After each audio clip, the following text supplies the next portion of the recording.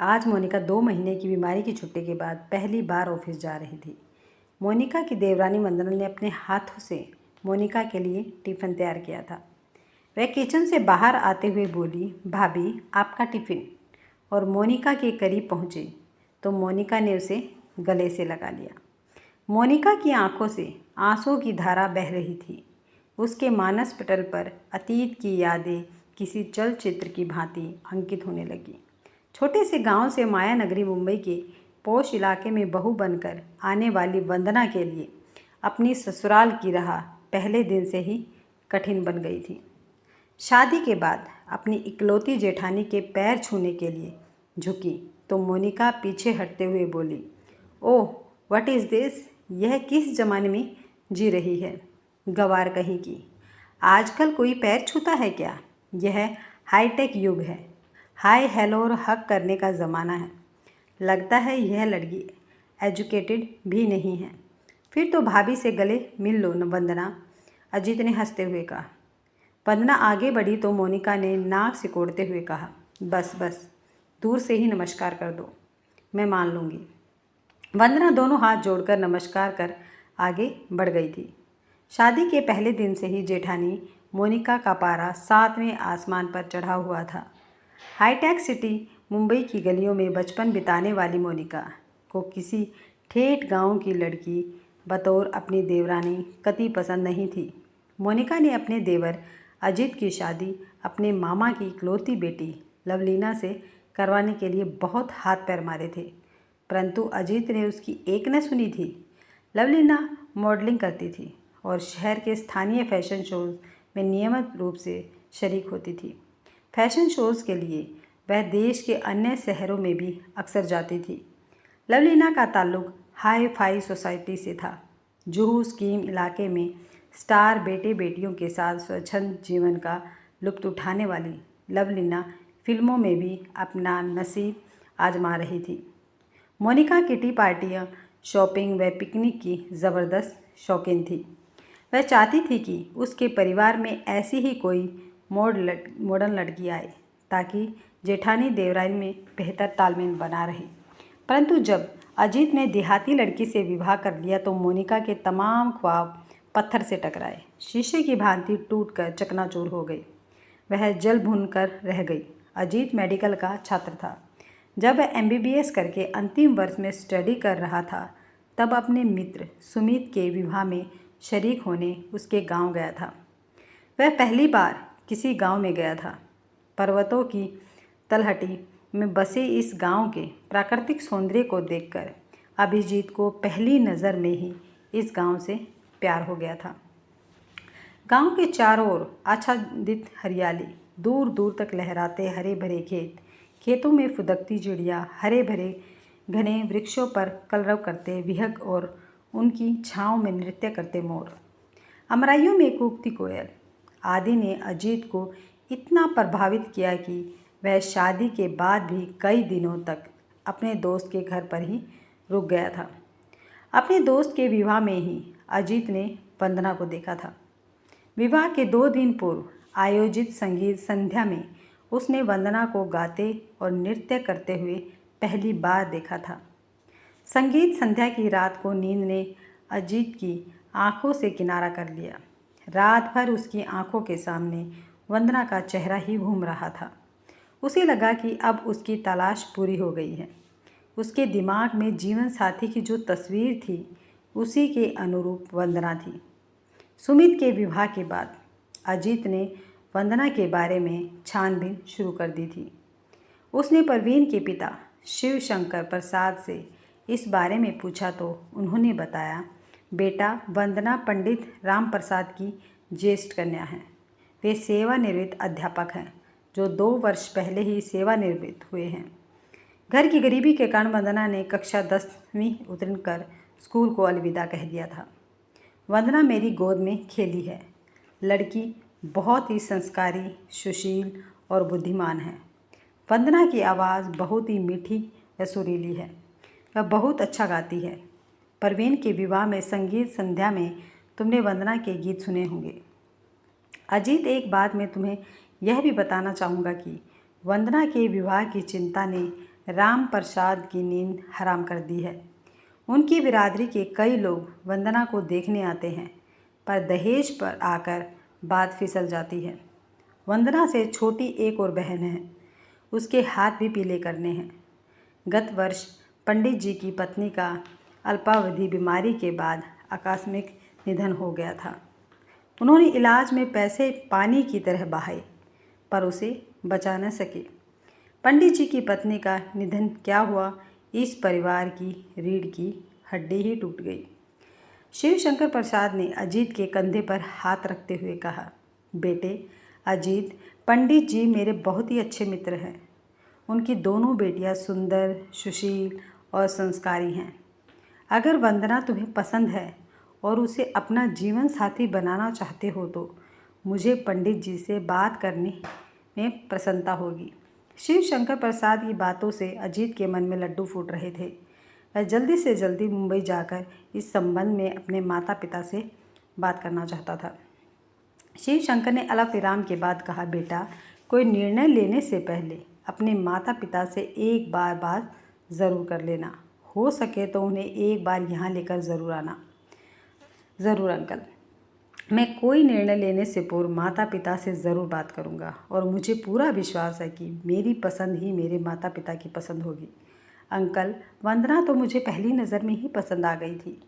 मैं एक ऐसी लड़की को अपनी जीवन संगनी बनाना चाहता हूँ जिसका मन स्वच्छ कांच की तरह पारदर्शक हो, जिसके आर पार शहर देखा जा सकता है। वंदना का मन ताल के स्वच्छ जल की तरह निर्मल है, जिसके भीतर सहजता से झांक कर तल को देखा जा सकता है। अंकल, सुमित के विवाह के दौरान हमारी कई बार मुलाकातें हो चुकी हैं। मैं कल ही मुंबई जा रहा हूँ। आप चाहे तो वंदना के पापा से बात कर सकते हैं। अजीत उत्साहित होकर बोल रहा था, ठीक है, मैं कल ही पंडित जी से बात कर लेता हूँ, शिवशंकर ने कहा। अजीत ने मुंबई पहुंचकर जब अपने मम्मी पापा और भैया भाभी से इस बारे में बात की तो मोनिका भाभी क्रोधित हो गई।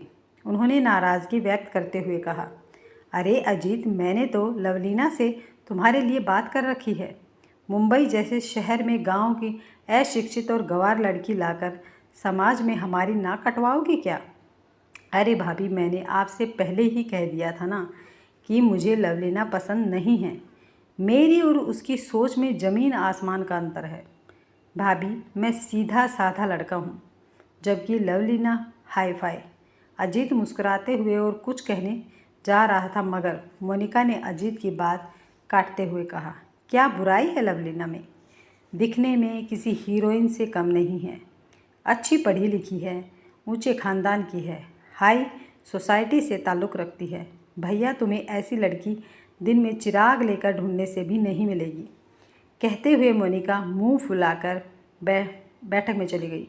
अरे भाई, उसे अपनी पसंद की लड़की से शादी करने दो ना, तुम अपनी पसंद उस पर क्यों थोप रही हो?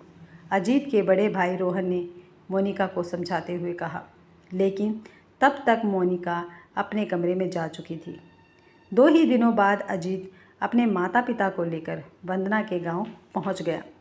वंदना सभी को पसंद आ गई।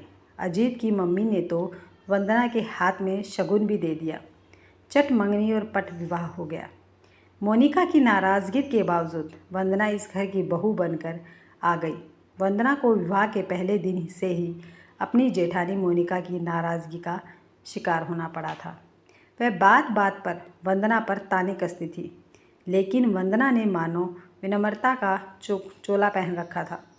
वह मोनिका के तानों पर चू तक नहीं करती, चुपचाप सहन करती रहती। वंदना जानती थी कि शब्द से शब्द बढ़ता है, सो उसके लिए इस वक्त खामोश रहना ही उचित है। उसे विश्वास था कि समय सदैव एक समान नहीं रहता, यह परिवर्तनशील है। एक दिन उसका भी वक्त बदलेगा। समय बीत रहा था। मोनिका एक सरकारी बैंक में नौकरी करती थी, सो वह हमेशा अपना टिफ़िन खुद बनाकर सुबह 9 बजे अपनी स्कूटी से बैंक चली जाती थी और शाम को 5 बजे के आसपास लौटती थी। वंदना से मोनिका इस कदर नाराज़ थी कि वह उसके हाथ की चाय तक नहीं पीती थी। मोनिका के बैंक जाने के बाद ही वंदना का किचन में प्रवेश होता था। वंदना के सास ससुर मोनिका के तेज़ तरार स्वभाव से भली भांति परिचित थे, सो वे हमेशा खामोश ही रहते थे। सब कुछ ठीक चल रहा था, पर किसी को क्या पता था कि कोई अनहोनी उनके दरवाजे पर जल्दी ही दस्तक देने वाली है। एक दिन शाम को बैंक से लौटते वक्त किसी टेम्पो ने मोनिका की स्कूटी को पीछे से ज़ोर से टक्कर मार दी। मोनिका ने हेलमेट पहना हुआ था, इसलिए उसके सिर पर चोट नहीं आई, मगर उसके दाएं हाथ और बाएं पैर पर गहरी चोट आई थी। किसी भले व्यक्ति ने अपनी कार से मोनिका को नज़दीक के अस्पताल में पहुंचा था। अस्पताल से फ़ोन आते ही अजीत और वंदना तुरंत अस्पताल पहुंचे। मोनिका के पति रोहन ऑफिस के काम से भोपाल गए हुए थे। अजीत ने देखा कि मोनिका आईसीयू में है। डॉक्टर ने बताया कि वह अभी बेहोशी की अवस्था में है, कुछ देर में उन्हें होश आ जाएगा। हेलमेट की वजह से उनके सिर में कोई चोट नहीं आई है, मगर वह घबरा कर बेहोश हो गई है। उसके हाथ और पैर में गहरी चोट लगी है, फ्रैक्चर भी हो सकता है। एक्सरे रिपोर्ट आने के बाद पता चल जाएगा। कुछ ही देर में मोनिका को होश आ गया। डॉक्टर ने अजीत को इशारे से अंदर बुलाया। अजीत ने मोनिका को बताया कि वे बिल्कुल न घबराए, उनके हाथ और पैर में ही चोट लगी है, सिर में कहीं चोट नहीं आई है। एक्सरे से मालूम पड़ जाएगा कि फ्रैक्चर है या नहीं। कुछ ही देर बाद डॉक्टर ने एक्सरे देखकर अजीत को बताया कि मोनिका के दाएं हाथ और बाएं पैर में फ्रैक्चर है। उन्हें करीब 1 सप्ताह अस्पताल में ही रहना पड़ेगा। अजीत ने फ़ोन द्वारा रोहन को घटना की सारी जानकारी दे दी। करीब 2 सप्ताह के बाद मोनिका को अस्पताल से छुट्टी मिल गई। अजीत और वंदना के साथ मोनिका घर पर आई। घर के दरवाजे पर मोनिका को रोककर वंदना ने कहा, भाभी, अब तुम अपने लिए पानी का गिलास तक नहीं भरोगी।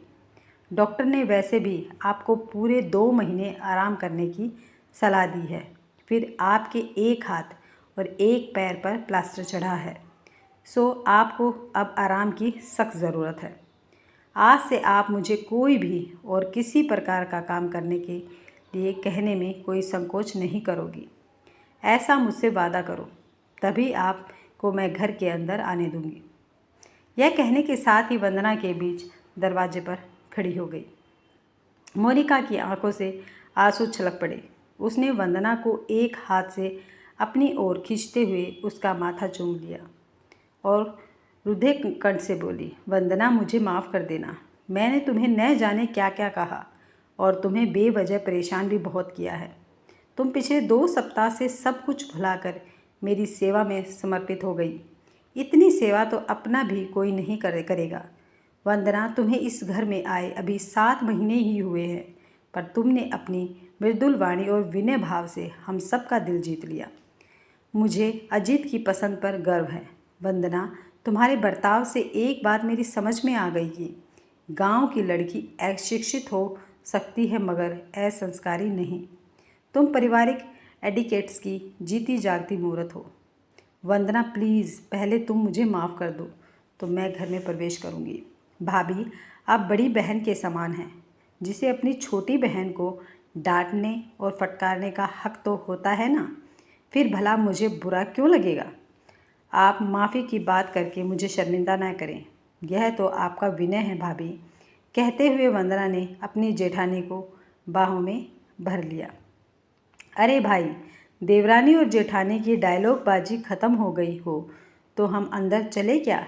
मुझे और अजीत की ज़ोर से भूख लगी है। दरवाजे के बाहर खड़े रोहन ने अजीत की ओर देखकर मुस्कुराते हुए कहा, हाँ हाँ भाई साहब, ख़त्म हो गई हमारी डायलॉग बाजी। आप सब भीतर आइए। मैं भाभी को अपने कमरे में बिठाकर आप सभी के लिए चाय नाश्ता बनाती हूँ।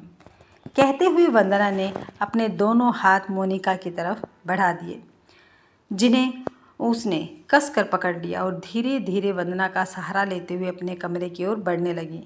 अरे भाभी, आप कहाँ खो गई हो? अब तो मेरा हाथ छोड़ दो ना। आपने कब से इसे कसकर पकड़ा हुआ है। आपको बैंक जाने में देर हो रही है, वंदना ने कहा। ओह सॉरी वंदना, मैं तो अतीत में पहुंच गई थी। कहते हुए मोनिका ने वंदना के हाथ से टिफ़िन लिया और अपने पति रोहन के साथ धीरे धीरे सीढ़ियों से उतरने लगी।